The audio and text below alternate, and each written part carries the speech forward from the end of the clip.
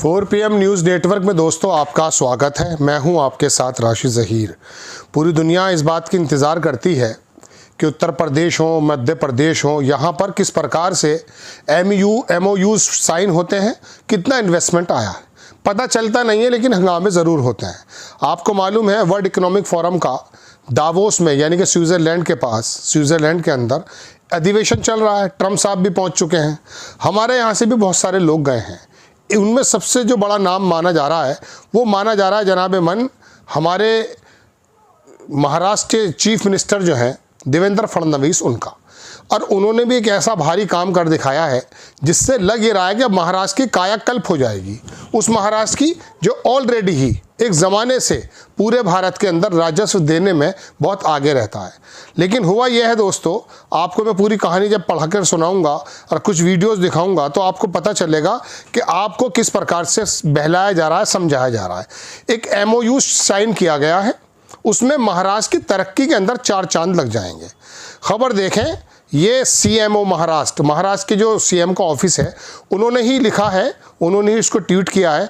MOU sign between government of Maharashtra and Lodha developers limited. अब आप सोच रहे होंगे कि लोधा डेवलपर्स कौन है, मैं बताऊंगा आपको। टोटल इन्वेस्टमेंट जो है वो इकाई, दहाई, सैकड़ा, हज़ार, 10,000 यानी कि 1 लाख करोड़ रुपए से या 10,000 करोड़ रुपए से ज़्यादा का है। एम्प्लॉयमेंट जो मिलेगा इसके अंदर 1.5 लाख लोगों को नौकरी मिल जाएगी। सेक्टर कौन सा है? IT, data centers, region Mumbai metropolitan reason.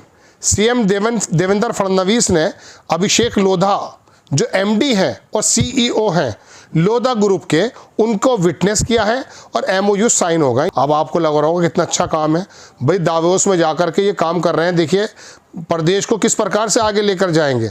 और जाहिर सी बात है देवेंद्र का नाम नरेंद्र के बाद भी लिया जाता है। महाराष्ट्र के अंदर तो ये भी है कि केंद्र में नरेंद्र, प्रदेश में देवेंद्र, और आने वाले वक्त का प्रधानमंत्री यदि कोई हो सकता है जिस पर नागपुर की भी मेहरबानी है, उसका नाम जो है देवेंद्र फडणवीस है। आपको ये चीज़ें दिखा दी, लेकिन मैं आपको दरअसल कुछ और ही दिखाने जा रहा हूँ। हुआ ये है दोस्तों कि ये जो बंदा जिससे रिसीव कर रहे हैं ना, ये अभी आपको पता चलेगा ये कौन है। ये आप देखें, he is Devendra Fadnavis, chief minister of Maharashtra. कोई साहब जो हैं वो ट्वीट कर रहे हैं और उन्होंने कहा कि ब्राह्मण फैमिली से महाराष्ट्र के अंदर जो है ये जो है पैदा हुए हैं। कुछ दिन पहले इन्होंने कहा कि महाराष्ट्र के अंदर स्विट्ज़रलैंड और दुनिया भर की बातें इन्वेस्टमेंट होने जा रहा है और वो स्विट्ज़रलैंड के अंदर ये तमाम चीज़ें होंगी। लेकिन मैं आपको ये दिखाना चाहता हूँ कि इन्वेस्टर जो है लोधा ग्रुप के, आप जानते हो ये कौन है? इनका नाम है मंगल प्रभात लोधा। मंगल प्रभात लोधा ये BJP के MLA भी हैं और मिनिस्टर हैं ये महाराष्ट्र प्रदेश में स्किल डेवलपमेंट के, फडणवीस की कैबिनेट के अंदर। लोधा ग्रुप जो है वो हेडक्वार्टर जो इसका मुंबई में है। It is an Indian company, ये हिंदुस्तान की कंपनी है। मुंबई में हम जाते थे, बहुत ज़्यादा लोधा ग्रुप छाया रहता है वहाँ पर। ये BJP के MLA भी हैं और ये जो है जनाब मन महाराष्ट्र के अंदर मंत्री भी हैं। इनको स्विट्ज़रलैंड ले जाया गया और आपको लग ये रहा होगा कि ये जो है साइप्रस की, ये फ्रांस की या किसी और देश की कोई बड़ी कंपनी है, वहाँ पर ये MOU साइन हो रहा है। अरे ये तो वहीं कर लेते हैं, मुंबई में कहीं पर भी बुला लेते लोधा को, अपना ही आदमी है। BJP का विधायक, BJP का मंत्री, और MOU साइन कहाँ पर हो रहे हैं? दावोस में। वर्ल्ड इकोनॉमिक फोरम से ऐसा लग रहा था कि सीधा तमाम जो बिजनेस का जिक्र खैर चलेगा उसमें महाराष्ट्र का नाम सबसे ऊपर आ जाएगा। ये तस्वीर में आप देख सकते हैं, खड़े हैं दोस्तों। बात यह है, और दूसरी बात इसमें सबसे गौर करने की बात यह है कि चीफ मिनिस्टर ऑफ महाराष्ट्र के जो ट्विटर हैंडल से लिखा गया है उसमें कहीं नहीं लिखा गया है कि लोधा ग्रुप कहाँ का है, इसका MLA BJP का क्यों है या नहीं, इसका मंत्री इनकी कैबिनेट में शामिल है या नहीं। ये चीज़ें आपको दिखाई जाती हैं और फिर कुछ नज़र नहीं आता, ऐसा लगता है कि बड़ी तरक्कियाँ चल रही हैं दोस्तों। बात यह है, और वहाँ पर हुआ यूँ है कि ये घूम भी बहुत रहे हैं। कोई वहाँ पर पानी के जहाज़ की तस्वीरें हैं साहब, कहीं बर्फ़ में लेटे हुए हैं, कहीं बैठे हुए हैं। ये सारी चीज़ें हैं जो मैंने आपके सामने रखी हैं। होता यह है दोस्तों कि जब इस तरह के जुमले सामने आते हैं ना तो पता चलता है कि ये आप लोगों के लिए इस बात के लिए काफ़ी है कि अब तो मैं सारा काम बन चुका है। जैसे होता ना बैल, वो बैल के आँखों के ऊपर एक पट्टी लगा दी जाती है, वो चलता चलता ये सोचता है अब जापान आ गया, अब जर्मनी आ गया, अब स्विट्ज़रलैंड आ गया। लेकिन जब उसकी आँखों से पट्टी हटती है तो पता ये चलता है कि ये तो वहीं पे खड़े हैं हम लोग, हम कहीं और गए ही नहीं हैं। हम यहीं पर हैं, तो वो वही मिलता है। ऐसे ही 15 लाख रुपए का जुमला हो, 2 करोड़ की नौकरी का जुमला हो, बीजेपी जितना भी ये प्रोपेगेंडा करती है एडवर्टीजमेंट के माध्यम से, या नोएडा के अंदर जो बैठे हुए गोदी मीडिया के रिपोर्टर्स हैं, वो जो आपको बताते हैं वो तस्वीर का दूसरा रुख नहीं दिखा पाते। अब देखिए कि ये महाराष्ट्र का एक ग्रुप बिल्डिंग बनाने का काम करता है, बड़े बड़े फ्लैट बनते हैं, गरीब आदमी की तो पहुंच भी वहाँ नहीं हो पाती है।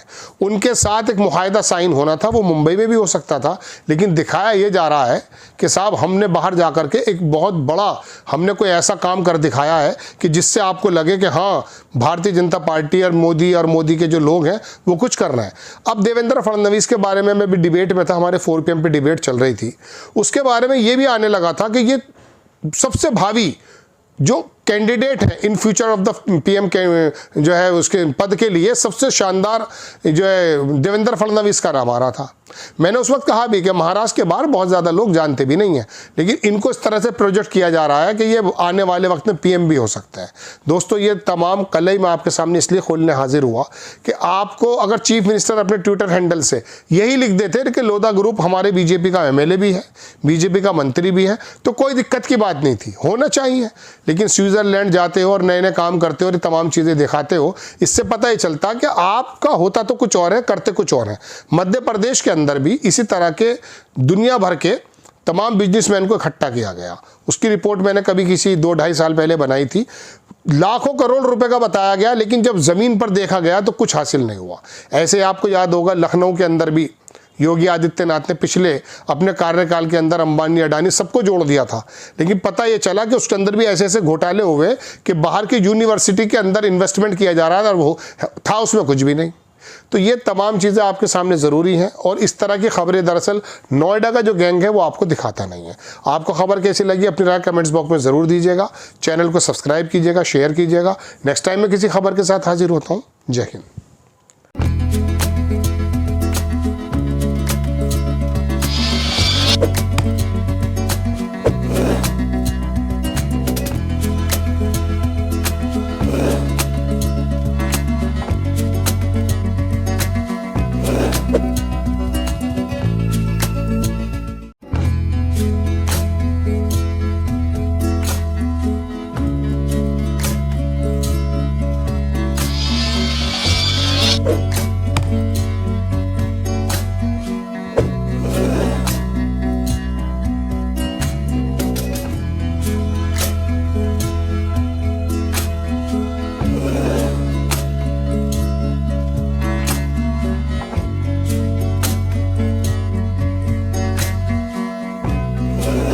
you